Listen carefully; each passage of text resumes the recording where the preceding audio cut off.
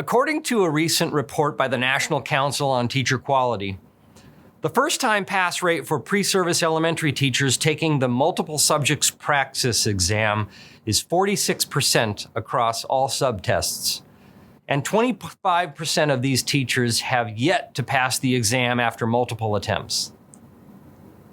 Poor performance on these licensing exams is a genuine challenge in the field of teacher education. It affects many would-be educational practitioners. It might even have affected you in some way. Why do you think so many aspiring teachers struggle to pass this assessment the first time?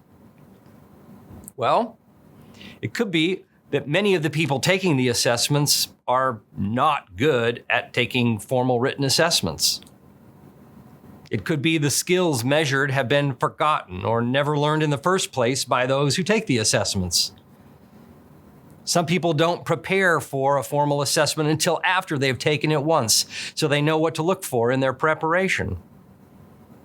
The assessments are biased against different populations of pre-service teachers, resulting in performance disparities by race, sex, gender, age, social economic status, culture, etc. Or the assessment items themselves are poorly written, or they are well written, but what they measure is not directly the individual skills they intended to measure. So let's consider each one of these possible reasons. Okay, some people aren't good at taking formal assessments. They may have difficulty in reading or processing written language. They might have test anxiety, or they may not have received adequate instruction in the first place, or simply forgotten everything they did learn due to a lack of practice in the real world. How might you determine if any of these were true for most praxis test takers? You could ask test takers.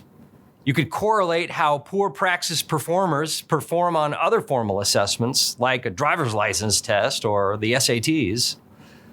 Real learning is generally permanent, so if the skills needed to pass a 6th grade math test have been forgotten, there is a good chance they were never properly learned. You could look up the records of those taking the praxis to see how well they performed on 6th grade math SOLs when they were 12. But even if this were true, whose fault is it that many students don't perform well on math SOL exams? Again, you could survey praxis takers to determine their approach to preparing. Statistically, it is true that some subpopulations of pre-service teachers do not perform as well as others. How could you determine if there's bias in any of the test items? This course will address some of these strategies. And how could you determine if assessment items are poorly written? Is it just a matter of looking at them with a critical, educated assessment eye? What about analyzing performance data? Can analyzing the items as well as data from learners who completed the assessments help determine if the items themselves are good? Well, both of these skill sets constitute the focus of this course as well.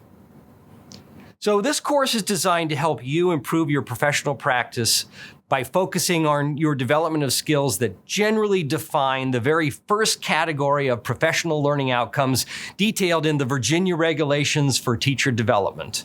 Section A, skills in this area shall be designed to develop an understanding and application of creating, selecting, and implementing valid and reliable classroom-based assessments of student learning, including formative and summative assessments. Assessments designed and adapted to meet the needs of diverse learners shall be addressed.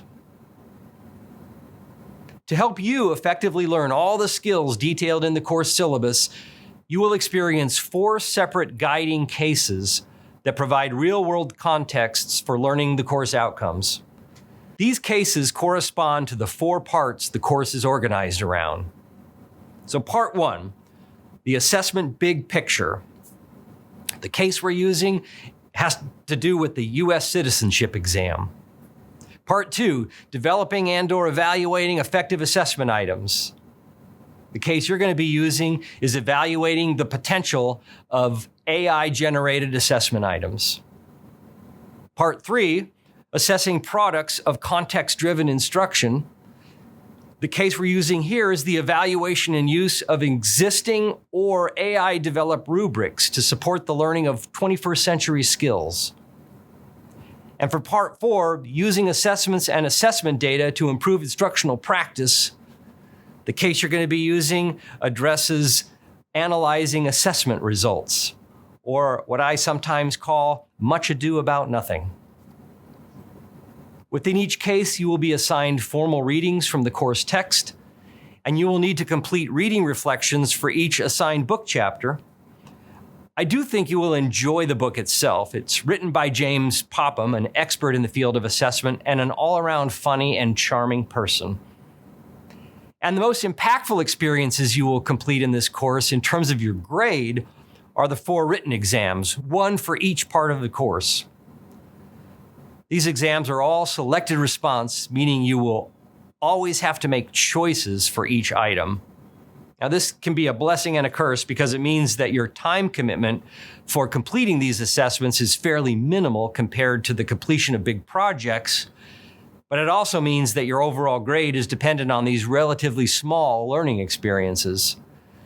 But luckily, you will have many opportunities to practice the skills in selected response fashion that are measured within each exam.